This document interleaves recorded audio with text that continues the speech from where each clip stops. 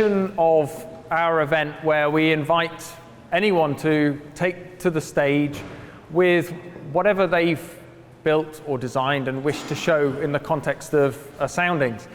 In the past, I've struggled to get people to do it. Today, we've got too many people, if anything, because I've had a fourth person come up and ask if they can show something. So we're going to see how we go with the fourth person. But as it stands, we've got David Lloyd, who's going to do something first. Then we have Sarah Kenchington, and then Richard Sewell.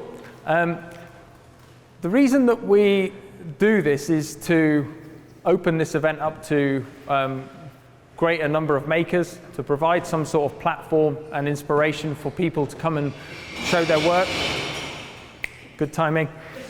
And also, what's nice is that David has been and done this slot once before, has then gone away and done some stuff, and then it's come back with a revised version of some of the work that he showed in the very first soundings.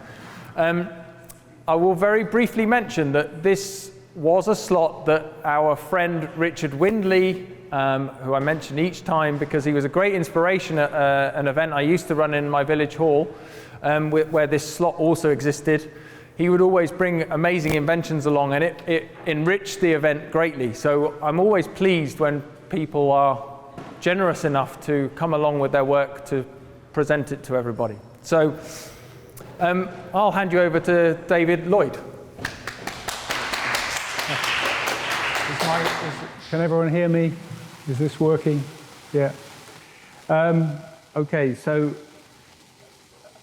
this is a kind of very long-term process. I don't know if anyone's heard of a Dada machine. No. Basically a mechanical a system for a mechanical instrument.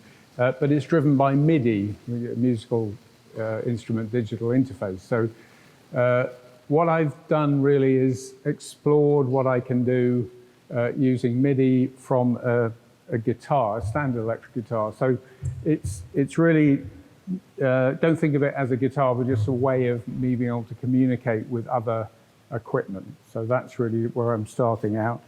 Last time I came in with a looper pedal, and I'm sort of working with that.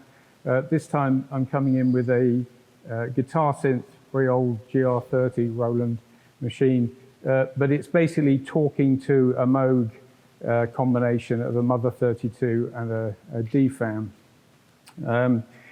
So for me, the electric guitar is, I'm interested in the electric guitar really not as an instrument, but as a means of generating different kinds of sounds. So it's, if you think of it that way rather than as a guitar. And then the MIDI guitar, it's coming through from a hex pickup.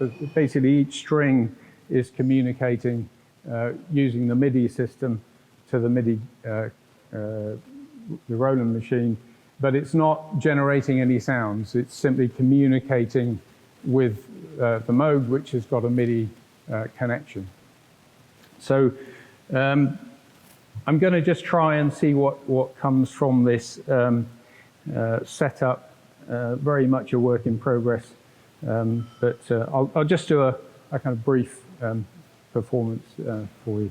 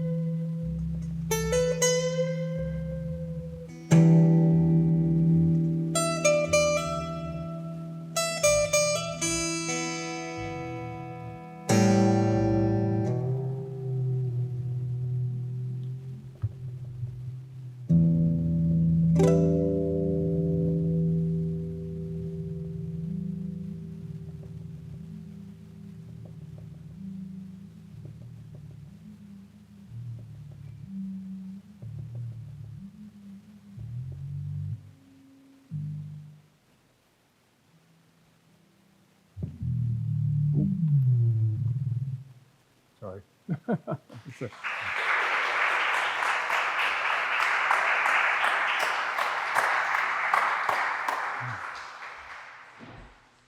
you, David. Great. Sarah, where is Sarah? There's Sarah. This is Sarah Kenchington, who some of you may also know from the first soundings. Put something on there, maybe? You can put something on there. She came with a large pedal-powered orchestra instrument and performed and presented at the first soundings. So, and it's a great surprise. I know. Can I help? Lift it from underneath. Put it on there. All right. Yeah. Well, that looks very precarious. It's a great surprise that she's turned up today from Bonnie, Scotland, to be at this event. And she's brought this with her. I'll hand you over to Sarah Kenchington. Hello, everybody.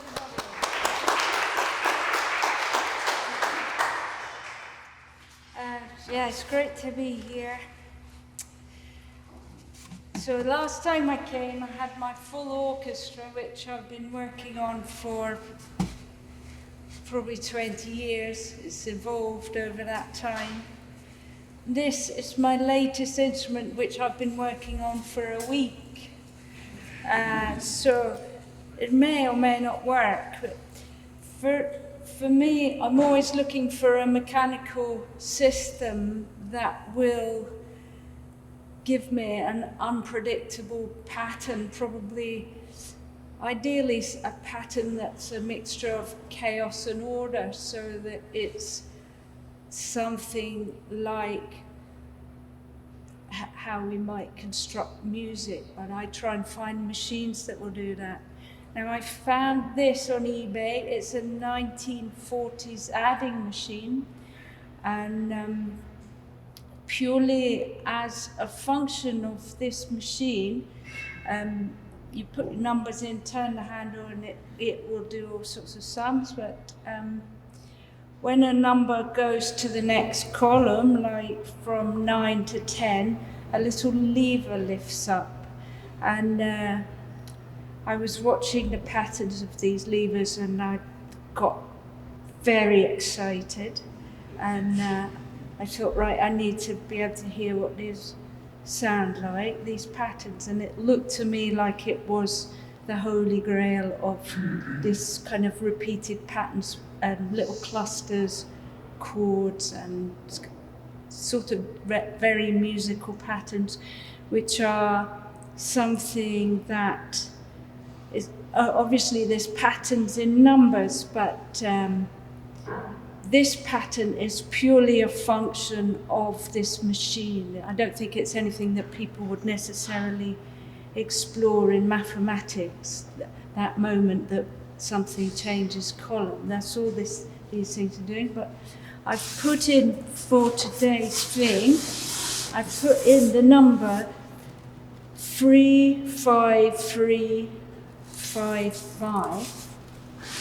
If this turns out brilliant, all I need to do is write that number down, and then I can get it back another time. So what this machine is going to do is just add that number on over and over again. And I've put these little clock chimes in here. This is me trying to downsize, so we'll see. But the only problem with this, in downsizing, I've also down volumed, so it's incredibly quiet. I'll try it like this. And I hope it will work.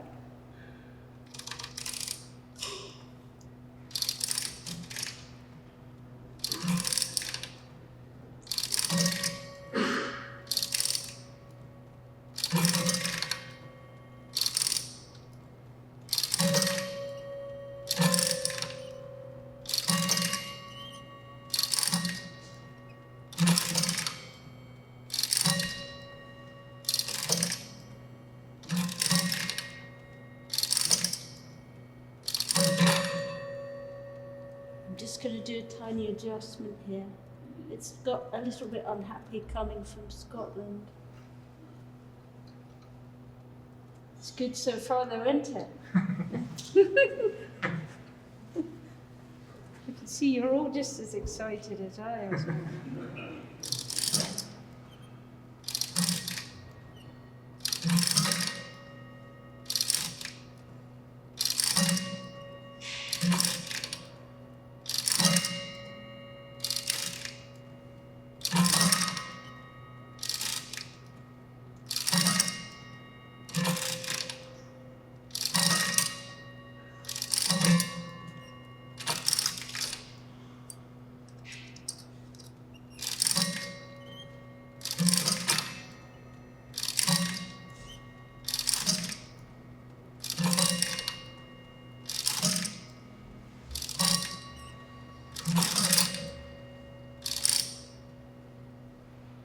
And what I did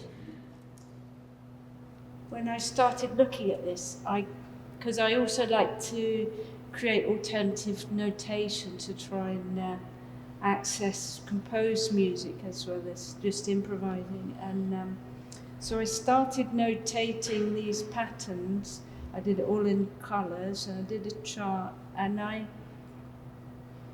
turned this handle on it, just some kind of number. I think it was similar to that. Had some 5s in it, and I notated 200 turns, and I still didn't get any repeated patterns in that time. So it's amazing to be able to find a mechanical system that will create loops and patterns but not repeat itself. Is something that's really hard to find. And obviously this is just very early days, but I just was excited by it, so I wanted to share it there, because I think that I've just got 5 on there at the moment, but I've got 12 columns there. So when I may use this mechanically, but I may just notate by looking at when the levers lift up, and use it with a choir or something. That 12 voices might be nice, because it's just saves me the job of composing, basically. Just does it all for you. So that's me. It's just a quick little hello there.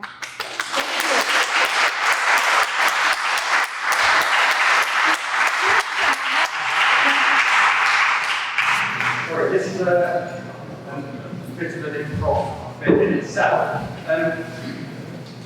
This is Tim Cranmore. Lives in Malvern still, I presume? I do live in Malvern, yes. Recorder maker, and used to quite regularly visit the event that I used to put on in my village hall called If Wet, and was alongside Richard Windley, was really one of the most regular contributors to this section. So when he turned up today saying, I've got something I'd like to show you, it would seem rude not to try and fit him in. So I'll hand you over to Tim Cranmore. Thank you. Just a second. With you in just a second. Here we go.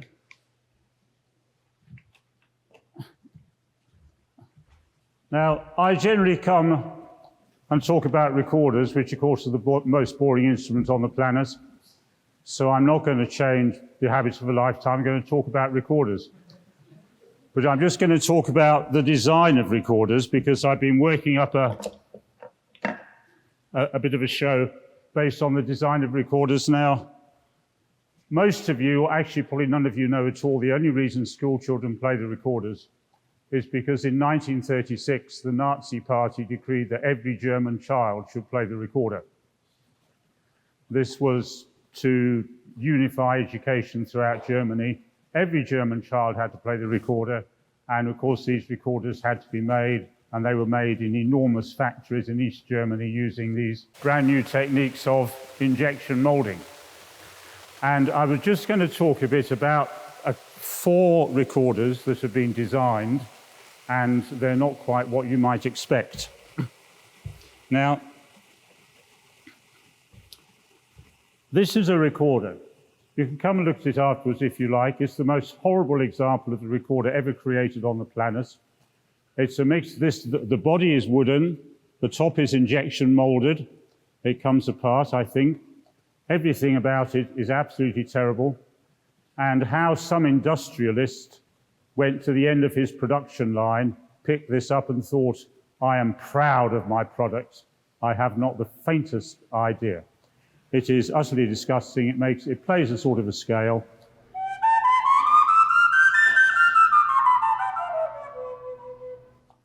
Horrible thing. And yet this is what those poor German children, including the musical ones, were subjected to. The interesting thing about this recorder is that if you look at the thumb hole, it's had an enormous amount of wear, which means that someone really played this for hundreds and hundreds of hours, and I feel so sorry for them. Do come and have a look at it. It's really disgusting. Now, this is another reinvention of the recorder. Anyone seen one of these? This is a real Dr. Seuss recorder. This is called a flautophone, and this was the American version of it. It's pure Dr. Seuss, Horton Heard Who, that sort of thing, and was played in hundreds in American marching bands. Once again, it's completely horrible. It's got a thumb hole on the back, and I understand that they still make them today, a flautophone.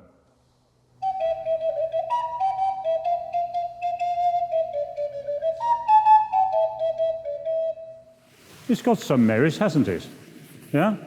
Now, and I was going to talk about this recorder because when the Second World War was over and all those poor German children had gone home, quite a lot of them liked playing the recorder. The other interesting thing about the Second World War is that in 1939, the Nazi Party sent out a decree across the whole of the Third Reich saying that boys should stop playing recorders immediately and that only girls should play recorders. Boys had to play trumpets and drums in order to put their minds into a warlike mood. All this has been researched by a friend of mine in Berlin recently. It's very interesting. Now, at the end of the war, a lot of these ladies came out and they really liked playing the recorder, which is why you find in the German-speaking world a real preponderance of female players over male players. And there was a recorder maker in Bridlington. Where Bridlington is, it's up above Scarborough, no, it's below Scarborough. And he decided, he was an English maker, of course, he worked from a wheelchair, he was a complete recluse, he lived with his mother, and he said, I'm going to make a handmade recorder for £27.50, and he went ahead and did it, and he was the most successful recorder maker in the UK. But he sold recorders to the elderly ladies who come through the war. And he didn't think about originals or anything. He just designed the thing from the bottom up. And what he did was he put everything very close together because he knew that his customers had arthritic fingers and they couldn't spread their fingers like that. So he completely redesigned the recorder. This keywork is wonderful, all handmade from silver steel, I think. It's got adjusters, it's got springs, everything is double sprung. And it's a bit quiet, but it does actually work very nicely.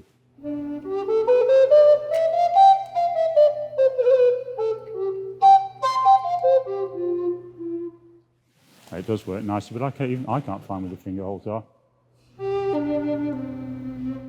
The most wonderful thing is this long key here. I've got one of his that's twice as long, and the key is twice as long. It's amazing. Albert Lockwood. That's a real trivia quiz. The man who made recorders in Bridlington.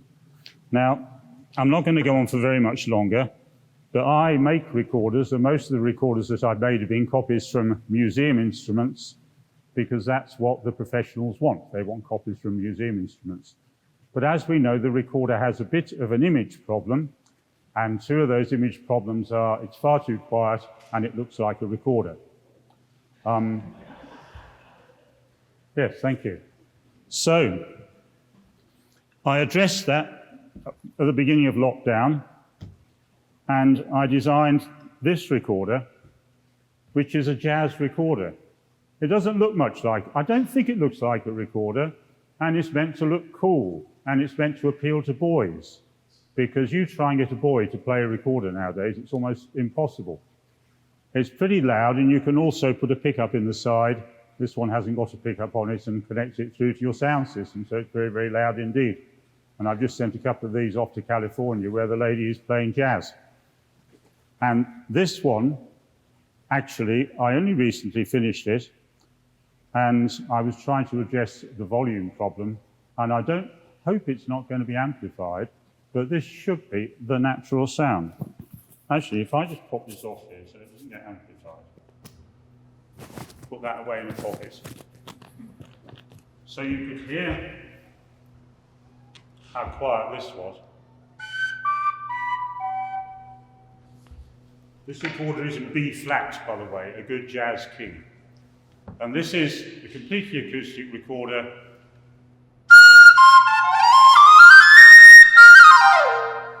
I think that's pretty loud, isn't it? Yeah, you can hear that above the band. So that's what I've been doing. I've been redesigning the recorder as a nice thing to look at and a good thing to listen to. And I just thought I would show you the other 3 redesigns where people really should have had their heads examined. Thanks very much. Thank you, Tim.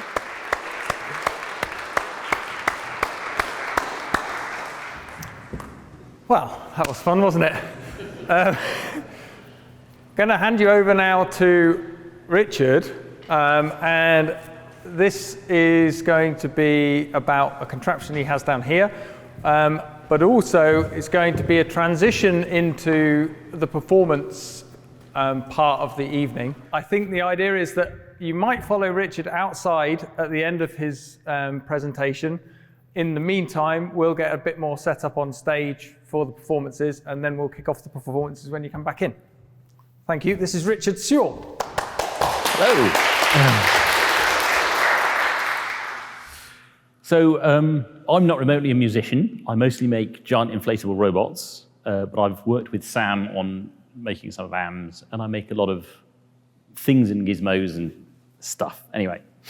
So I'm going to tell you a story which starts in 2009 in Bristol Hackspace, when some of us, me, John, Honeyball, Phil Phelps, realized that we could probably do wavetable synthesis on an Arduino just about if we tried really hard.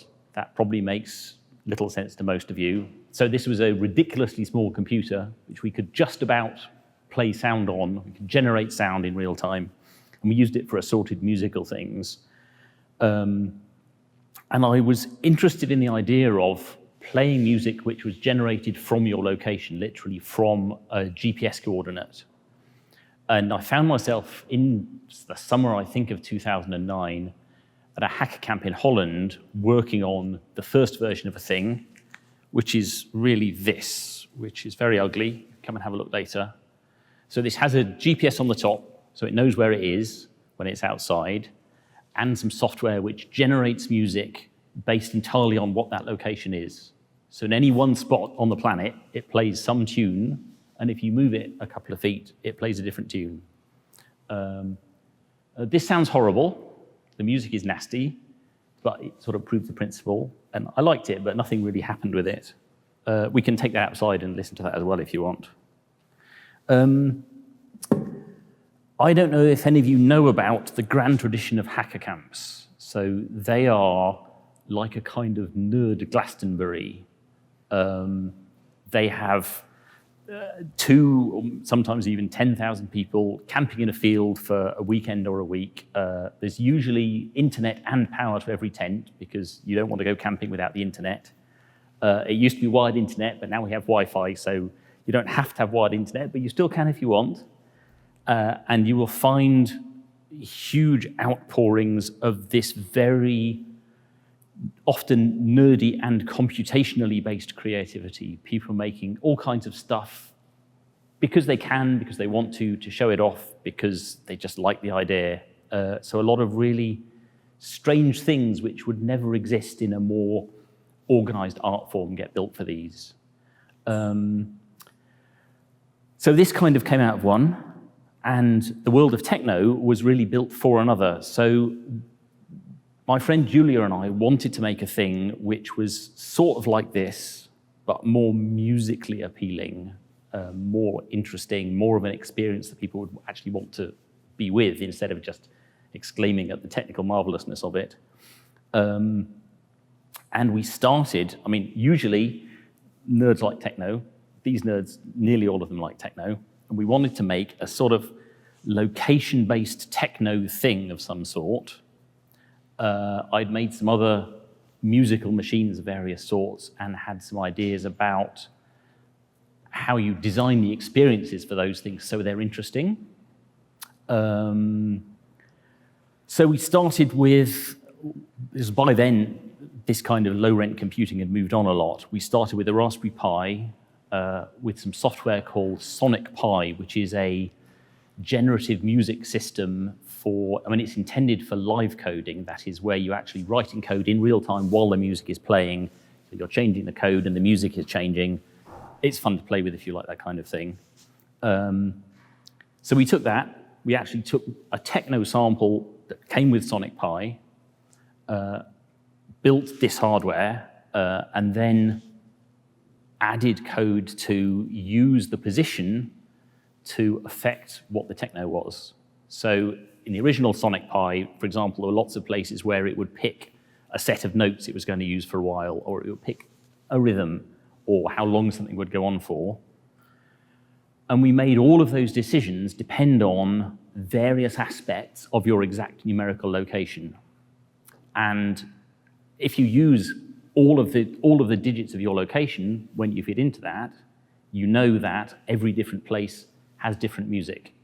It might not be very different, but definitely a bit different.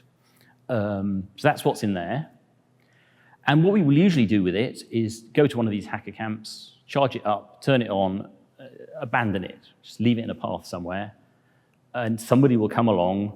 There aren't really any instructions on it. There's a suggestion that you push it around, and it's got a handle, so obviously it's meant to be pushed. And somebody will come along and take it away. And you sort of hear it go away, and you hear the techno vanish off into the distance. Then you're off, having supper or sitting in a talk about how to break into the GSM encryption or something. And you just hear it going by, playing this little techno, goes past the tent.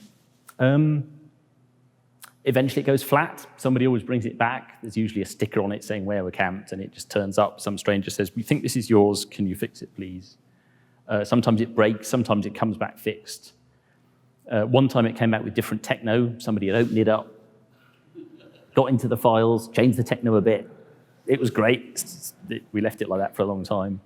And that was really interesting as a social experiment, a thing I'd never done before, which is to make a thing and just abandon it to the care of this community and just see what happens. People don't usually do that stuff, because if you do it in a conventional urban setting, somebody will steal it or vomit on it or just jump on it.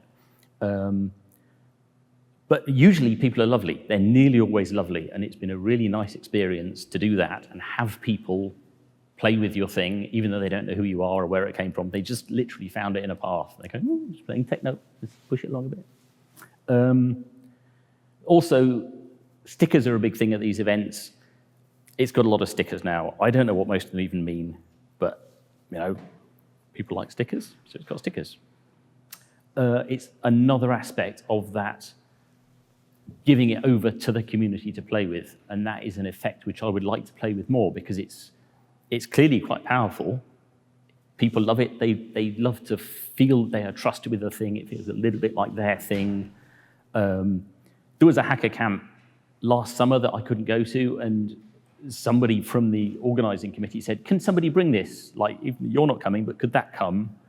And somebody did a big drive to come and get it from me and take it there, and they charged it and ran it and looked after it, and it came back, which was lovely. So I'm going to turn it on now. It will take a couple of minutes to boot. In here, it can't see the sky, so it doesn't know where it is. It will make its "I don't know where I am" noise. And then when it's booted, I'm just going to go for a little walk around the block so you can hear the techno.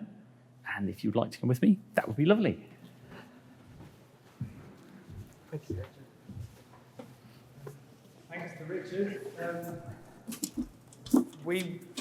Whilst you go off around the block, we'll do some rearranging of this stuff for the performances when you come back. I'll be doing a short feedback instrument performance, and then Pierre will take to the stage for the main performance at the end. I think that's about it. The only thing that did quite amuse me is that Richard's now about to take this out into Worcester on a Saturday night, probably find that it will get stolen, vomited on, or jumped on by somebody. But They don't make another one. let's hope not. So it's also worth saying that this is all the cheap stuff, and that is another very liberating thing. I mean, speakers from a charity shop, I had to pay money for the GPS, but they're like 20 quid now. There's a Raspberry Pi, scrap steel, things out of skips. There's a sort of power in the cheapness of things, because it means you can do things that are not precious with them. If it ends up in a Dutch ditch at some point, I'll just make another one, and it won't take very long, and it won't be expensive. So cheapness is its own power in these things. I just have to keep talking till it boots now, don't I? Does anybody have any questions? Have you got a way of playing with parameters and then seeing where in the world that sound would come from? So the question is, can I play with the parameters and then see where in the world that sound would come from? The answer is no. It doesn't have, there's a lot of automation you could put around it. You could put it on a network and track where it was. You could make it so you could replay journeys. I've never done any of those things. People do occasionally. Somebody, the codes, I've stuck it on the internet. Somebody put the code on their laptop, I think, and then recorded their journey to camp with soundtrack by this coming out of their laptop. There've been a couple of other people who've taken it and done something of their own with the code, which is very sweet. It's lovely. Yeah, it's the World O Techno, and there's a QR code on it somewhere. So this is the I don't know where I am noise, and now we'll go outside and see if it knows where it is.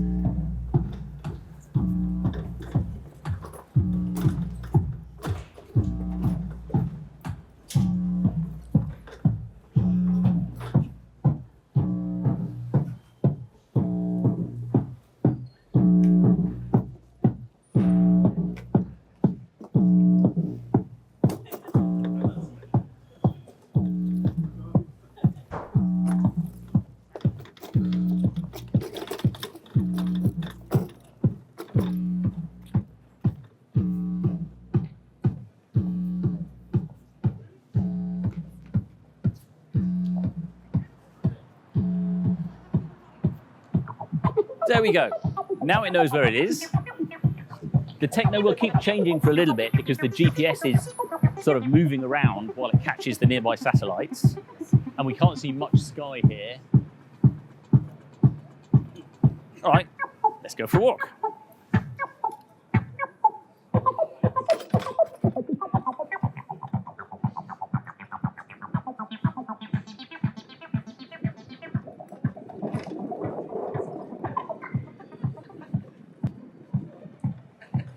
So here is different from over there, and, well, let's keep going. Mind the taxi.